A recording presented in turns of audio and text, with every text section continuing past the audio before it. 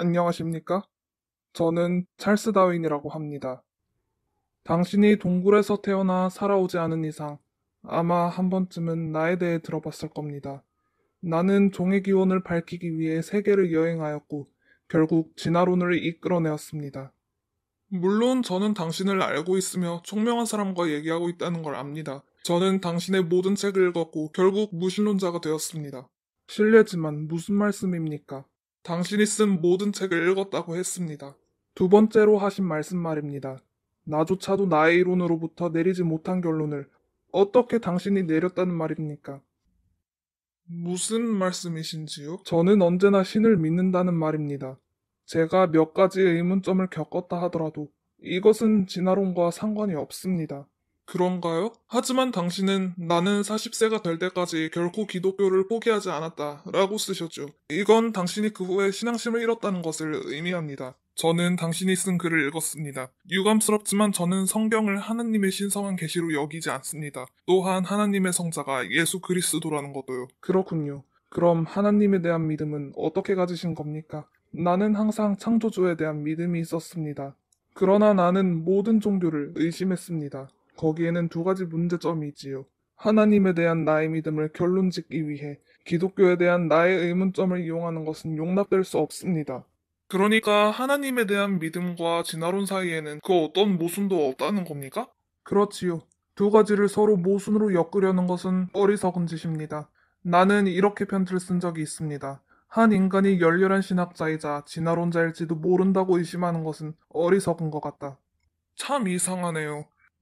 실제로 우리가 보는 종의 진화와 다양성에 대한 모든 증거는 무신론으로 직접 이어집니다. 제가 말한 것은 사실과 정반대입니다. 저는 이렇게 글을 썼습니다. 우리의 지적인 자아와 함께 이 웅장하고 경이로운 우주가 결코 우연히 생겨난 것이 불가능하다고 생각하는 것이 바로 하나님이 존재한다는 나의 중요한 논거가 될 수 있다. 그리고 하나님이 존재한다는 가장 강력한 논거는 바로 본능 또는 직감이다. 우리 모두는 지성의 창시자가 있었을 것이라는 생각을 아마 직감할 것이다. 하지만 그 직감이 신뢰할 만한지는 의심이 된다. 그것 보세요. 당신은 그런 신의 정의를 의심한 겁니다. 아시겠어요?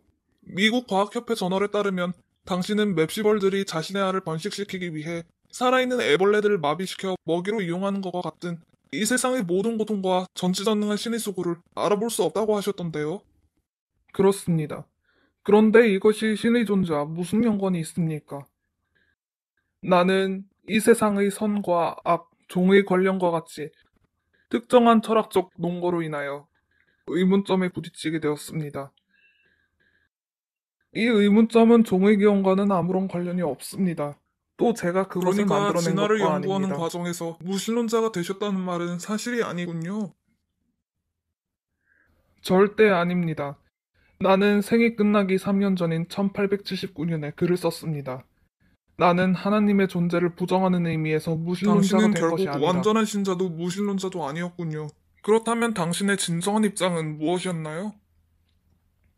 나의 입장에 대해서는 내가 세상을 떠난 후에도 논란이 많았습니다. 그러나 아무도 내가 진화론으로 인하여 무신론자가 되었다고 말할 수 없습니다.